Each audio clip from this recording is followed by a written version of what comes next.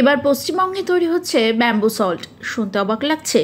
অবাক হওয়ার কিছু নেই, এটাই এখন বাস্তব। দক্ষিণ চব্বিশ পরগনার নিমপিঠে তৈরি হচ্ছে এই ব্যাম্বু সল্ট, আর সেটি এখন মূল আলোচ্য বিষয়। দক্ষিণ চব্বিশ পরগনার নিমপিঠ এলাকার নাটুয়া জাইকম সল্ট তৈরি করে তাক লাগিয়েছেন প্রস্তুতকারক। সেই প্রস্তুতকারকের নাম প্রভাত কুমার নাটুয়া। জাকুয়াম নামে পরিচিত বাঁশের লবণ মূলত হাজার বছর আগে কোরিয়ান সন্ন্যাসী এবং ডাক্তার দ্বারা তৈরি হয়। উন্নত মানের বাঁশ এবং সামুদ্রিক লবণ উচ্চ তাপমাত্রায় মিলিয়ে প্রস্তুত করা হয় এটি।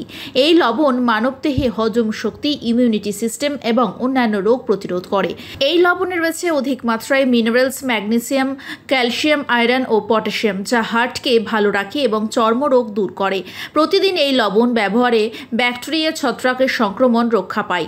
এই লবণে রয়েছে অ্যালকালাইন প্রপার্টিজ, যা মানবদেহে পিএইচ মাত্রার সমতা বজায় রাখে। কিভাবে তৈরি হয় এই লবণ?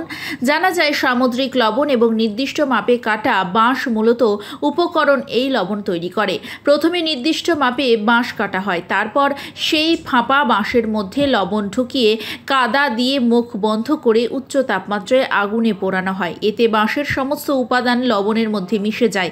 এই প্রক্রিয়া 3 বার করা হয়। পরবর্তীতে এই লবণ বেটে প্রস্তুত করা হয় এই ব্যাম্বু সল্ট। যদিও এই লবণ ভারতের বাজারে দুষ্প্রাপ্য বলে জানান প্রস্তুতকারক সংস্থার সদস্যরা, তবে এই লবণের গুণাগুণ অনেক মানব শরীরের পক্ষে।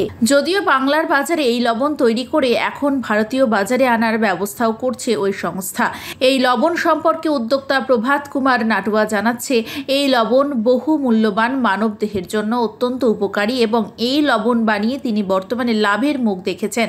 তিনি চান ভবিষ্যৎ প্রজন্ম এই কাজের সঙ্গে যুক্ত হোক, তাতে করে কর্মসংস্থান বাড়বে এবং মানুষের শরীরে রোগ ব্যাধি কমানোর এক নতুন দিশা খুলে যাবে স্বাস্থ্য জগতে। তবে এই প্রোডাক্টের প্রচার বাড়লেই মানুষ এগিয়ে আসবেন বলে আশাবাদী প্রভাত বাবু।